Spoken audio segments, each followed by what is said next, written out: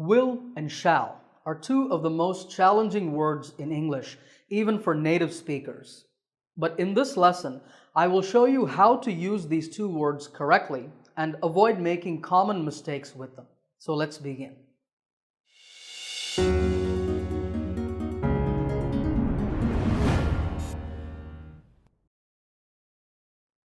Welcome back. Before we start, as always, if you have any questions at all, just ask me in the comment section below and I will talk to you there. Now, in this lesson, I will teach you the two important rules for using will and shall correctly. And we will discuss how to use them in questions to make requests, offers, and suggestions. There's a final quiz at the end to test your understanding. Okay, so how do you use will and shall correctly? Well, here's the short answer. In modern English, shall has become uncommon. That means most people just don't use shall. In fact, in American English, shall is very rarely used. It's mainly found in some types of questions, but we shall discuss them later in this lesson. So for now, if you are not sure about the rules, just use will. It's perfectly okay to use will in all statements, no problem. But I'm sure you're watching this video because you want to know the proper grammatical rules for will and shall. So let's talk about those now. There are two sets of rules for using will and shall. I call these the normal future and the strong future. Let's talk about the normal future first. This is when we express a plan, an expectation, or a prediction. The grammar rule says that if the subject of the sentence is I or we, then shall should be used. Here are some examples. I shall wait for you at the train station. And we shall not go to the museum if we don't have time. You see here that we're using shall because the subjects are I and we. In English, I and we are known as the first person.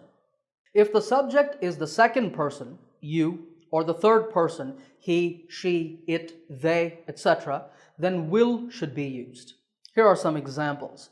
You will find the flash drive in the locker. The match will not take place on October 7th.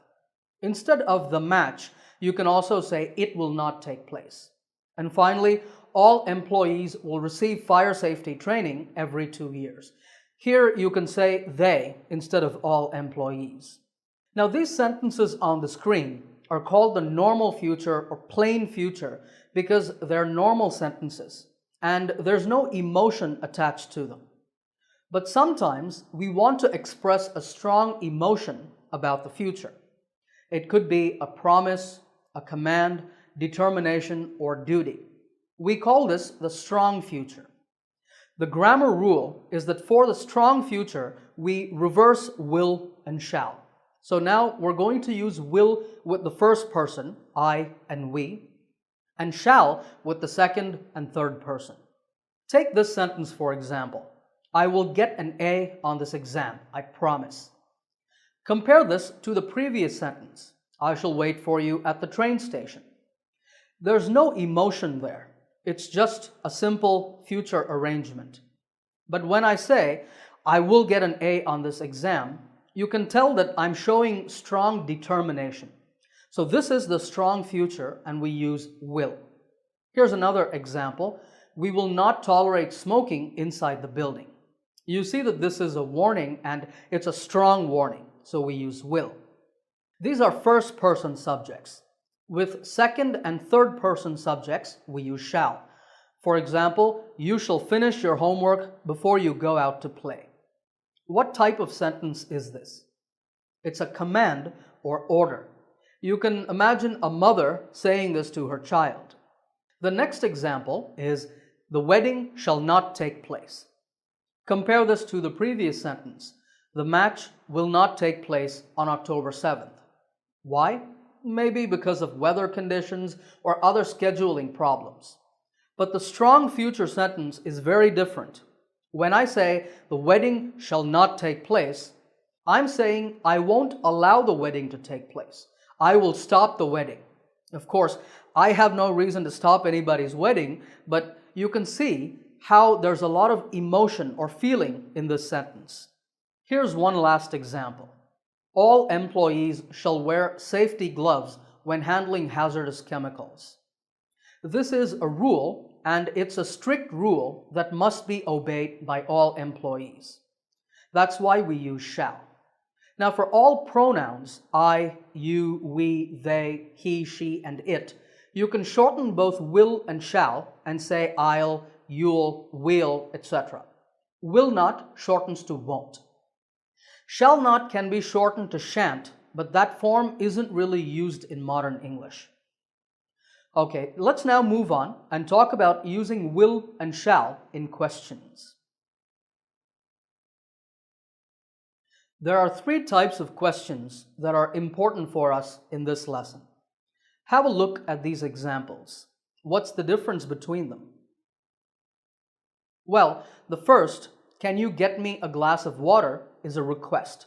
That is, I want you to do something for me. The second, can I get you a drink, is an offer. I'm offering to do something for you. And the third, why don't we have pizza tonight, is a suggestion. These are all perfectly normal sentences, but you can also make them using will and shall. The rule is that for requests, you need to use will. You have to say, will you get me a glass of water? You cannot say, shall you get me a glass of water? To make offers or suggestions, you need to use shall.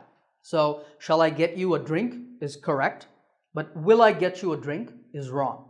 In the same way, shall we have pizza tonight is correct, but will we have pizza tonight is wrong.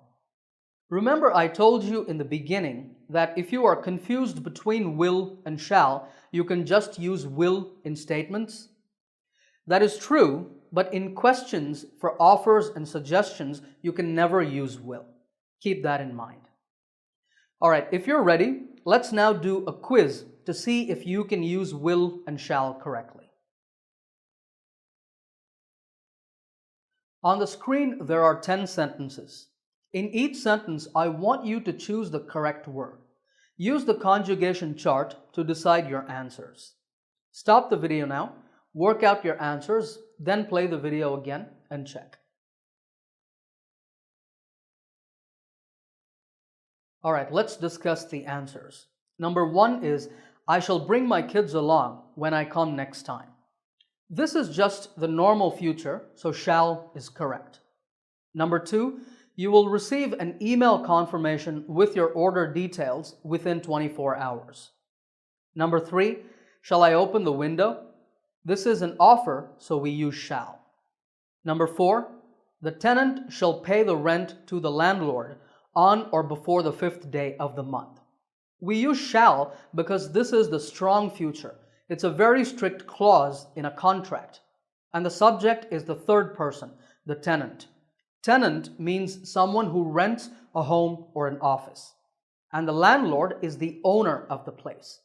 This kind of complicated sentence using shall is very common in contracts and other legal documents. All right, number 5, my parents will be staying with us for a couple of weeks. This sentence expresses a future arrangement, so it's just the regular future. Number 6, you shall not stay up after 10. Do you understand? Stay up means to stay awake. So this sounds like a parent telling his or her child to go to bed before 10 o'clock. It's a command, so it's the strong future, and we use shall for the second person, you. Number 7, will you please be quiet for a moment? This is a request, and for requests we use will. Number 8, I will never forget all the help you gave me. This is a strong emotional statement. It's a promise. For that reason, we use will with the first person, I. Number 9 is also the strong future. We will ensure that every customer walks away satisfied. It shows determination and is an expression of duty. So will is correct here. And number 10, shall we go to the movies? We use shall because it's a suggestion. All right, how many answers did you get right? Let me know in the comments section below. I'd like to say thanks to Joel Armas Matthias. There was an error in my old lesson on will and shall where I mistakenly clubbed the second person you together with the first person, and Joel very kindly pointed it out. That error has been corrected in this lesson, so thank you, Joel. Okay, click the subscribe button to get more free English lessons, and until next time, happy learning.